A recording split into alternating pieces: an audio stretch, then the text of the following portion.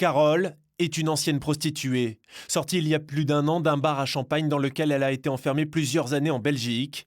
Elle raconte ses rencontres régulières avec ceux que le milieu appelle les clients VIP. C'est une pratique qui est connue et régulière. Toutes les semaines, on avait des grands chefs d'entreprise, des partis politiques, des services administratifs importants, des entreprises françaises, également des entreprises qui sont connues à l'international, qui venaient dans les maisons closes et dans les bars à champagne belges pour des signatures de contrats, pour du chantage. C'était festif, c'était normal. C'est de cette manière-là qu'on signe des contrats, des gros contrats. Il y a les rencontres dans les bars, mais aussi à l'extérieur dans de grands hôtels lillois.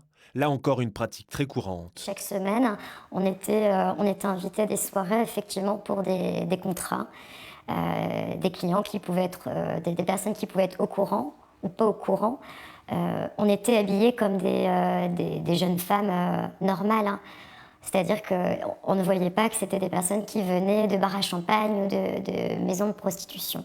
Carole dit avoir vécu un véritable calvaire dont elle ne pouvait pas s'échapper, dont elle a cherché plusieurs fois à dénoncer la barbarie sans succès. J'ai porté plainte 3 fois. On a refusé par 3 fois mes plaintes à la police de Lille. Et est-ce que vous avez le sentiment qu'on cherche à protéger des gens? Sincèrement, dans certains bars à champagne, la police française venait et je pense qu'ils protègent ces personnes-là.